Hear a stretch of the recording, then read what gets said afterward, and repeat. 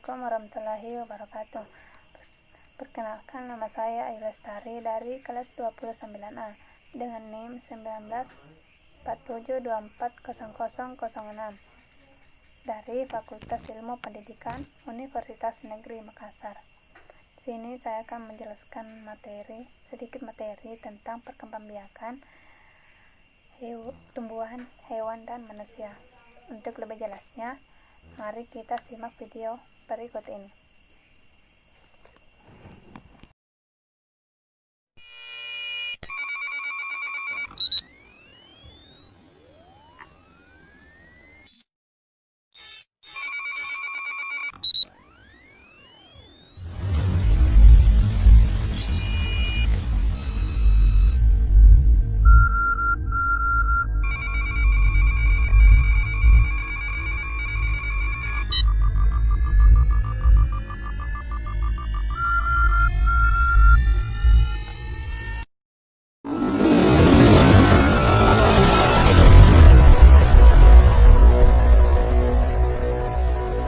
Yang pertama yaitu perkembangbiakan tumbuhan, 2 perkembangbiakan hewan, 3 perkembangbiakan manusia. Yang pertama yaitu perkembangbiakan tumbuhan. Nah, perkembangbiakan tumbuhan terdapat 2 cara, yaitu secara vegetatif dan secara generatif. Perkembangbiakan vegetatif adalah perkembangbiakan yang dilakukan secara tidak kawin. Dan perkembangbiakan secara vegetatif terdapat 2 cara, yaitu secara alami ataupun dengan secara buatan. Secara alami yang pertama yaitu dengan secara spora, adalah ukuran yang sangat kecil, halus, bisa menyebar luas melalui bantuan angin, air, ataupun hewan, contohnya lumut. 2 tunas adalah bagian tumbuhan yang baru tumbuh di bawah induknya. Dan yang ketiga, umbi adalah tumbuh yang punya akar yang membesar dan berisi, contohnya itu kentang. Selanjutnya yaitu stolon atau geragi, yaitu batang yang tumbuh menjalar di atas permukaan tanah, contohnya tumbuhan stroberi. Yang kelima, rizoma ataupun rimpang, yaitu mirip dengan umbi yang membedakan batang menjalar yang terdapat di bawah tanah, contohnya yaitu jahe. Selanjutnya yaitu secara buatan. Pertama yaitu stek, yaitu cara memperbanyak tumbuhan dengan cara memotong bagian tumbuhan lalu ditancapkan kembali ke tanah. Selanjutnya cangkok yaitu cara untuk memperbanyak tumbuhan. Dan selanjutnya itu okulasi, yaitu cara memperbanyak tumbuhan dengan cara menempelkan tunas tanaman yang satu ke tunas tanaman lainnya. Selanjutnya perkembangbiakan secara vegetatif, yaitu perkembangbiakan tumbuhan yang dilakukan secara kawin.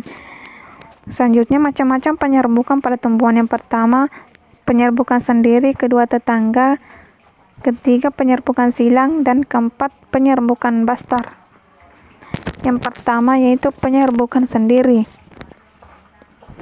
Penyerbukan sendiri maksudnya yaitu jika serbuk sari dan putik berasal dari bunga yang sama.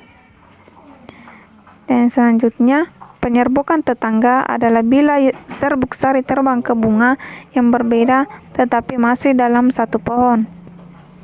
Selanjutnya yaitu penyerbukan silang, di mana yaitu jika serbuk sari hinggap ke putik bunga lain di pohon yang lain yang masih sejenis. Selanjutnya yaitu penyerbukan bastar, di mana maksudnya itu penyerbukan yang terjadi jika serbuk sari jatuh di putik bunga lain dan tumbuhan yang berbeda jenis. Selanjutnya yaitu perkembangbiakan pada hewan.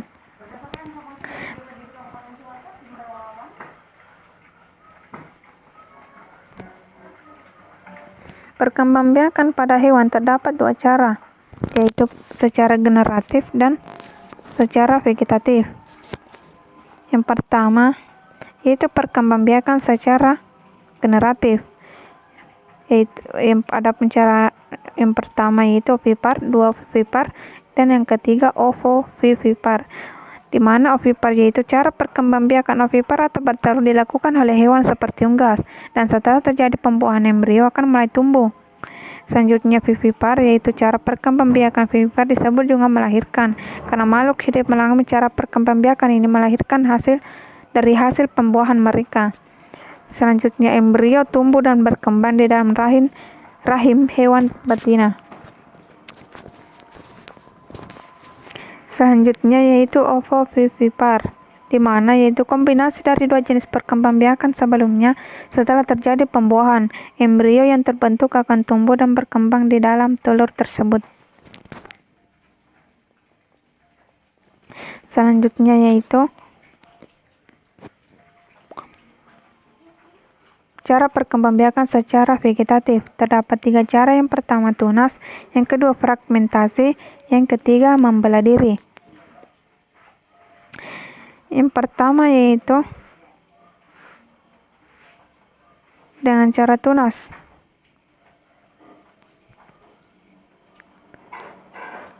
Di mana maksudnya itu sebuah tunas kecil akan muncul di tubuh hewan.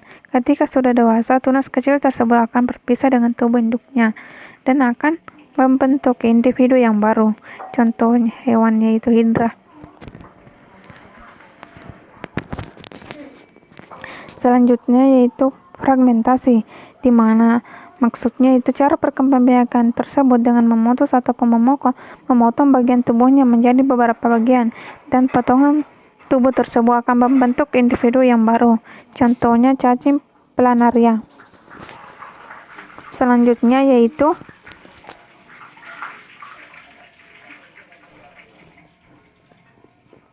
membelah diri. Maksudnya ketika membelah diri, inti sel hewan akan membelah menjadi 2, diikuti dengan pembelahan sitoplasma dan dinding sel untuk membentuk individu yang baru dan lengkap tanpa ada proses pertumbuhan. Contoh hewan yaitu amoeba. Selanjutnya yaitu perkembangbiakan pada manusia.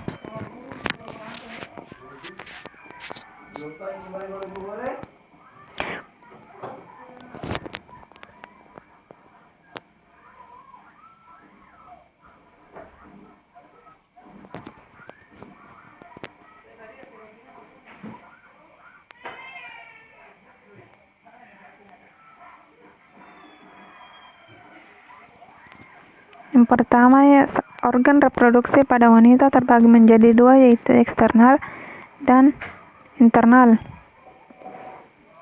Pada struktur eksternal ada klitoris dan 2 step labia. Klitoris merupakan titik rangsangan seksual yang paling sensitif. Yang pertama ada ovarium yang berfungsi untuk menghasilkan ovum. Proses menghasilkan ovum dari ovarium yang namanya ovulasi. Di setiap ovulasi, ovum akan meninggalkan ovarium menuju ke tuba falopi. Dia akan menunggu, dan rahim ini merupakan bagian otot yang dapat mengembang pada masa kehamilan janin maksimal sekitar 4 kilo. Lapisan ini kaya akan pembuluh darah sehingga pada saat mengalami menstruasi akan meluruh. Menstruasi itu disebut sebagai endometrium. Nama organ reproduksi wanita: pertama ovarium, 2 tuba falopi, 3 infundibulum, 4 rahim, 5 endometrium, 6 vagina. Ovarium adalah struktur berbentuk seperti telur, berjumlah 2 buah terletak di samping kanan dan kiri rahim. Dan tuba falopi adalah saluran dengan panjang kurang lebih 10 cm yang berfungsi menghubungkan ovarium. Selanjutnya itu infundibulum adalah struktur yang berbentuk seperti corong, yang merupakan ujung dari tuba falopi, dan 4 rahim adalah struktur seperti buah pir, dan 5 endometrium. Selanjutnya reproduksi pada pria. Sperma diproduksi dan disimpan pada alat reproduksi pria. Dalam testis terdapat apa yang disebut dengan tubulus seminiferus. Selanjutnya nama organ reproduksi pada pria itu vas deferens, 2 ureta, 3 penis, 4 skrotum, 5 testis. Nah, vas deferens itu saluran panjang mengarah ke atas dan merupakan lanjutan dari epididymis. Kedua uretra, saluran yang terdapat dalam penis, merupakan akhir dari saluran reproduksi, berfungsi sebagai saluran keluarnya sperma dan urin. 3. Penis adalah bagian luar organ reproduksi laki-laki. 4. Skrotum adalah bagian seperti kantong yang di dalamnya terdapat testis yang berfungsi menjaga suhu testis agar sesuai untuk produksi sperma. 5. Testis adalah bagian yang bentuknya bulat telur yang tersimpan dalam skrotum. Dan 6. Epididymis adalah saluran yang keluar dari testis yang berbentuk seperti tanda koma dan ukuran kurang lebih 4 cm. Yang ke-7. Kelenjar Koper atau bulbouretra adalah bagian berbentuk seperti kacang. Dan ke-8. Kelenjar prostat adalah bagian yang berbentuk seperti kue donat yang terletak di bawah kantong kemih, berfungsi menghasilkan cairan yang bersifat asam.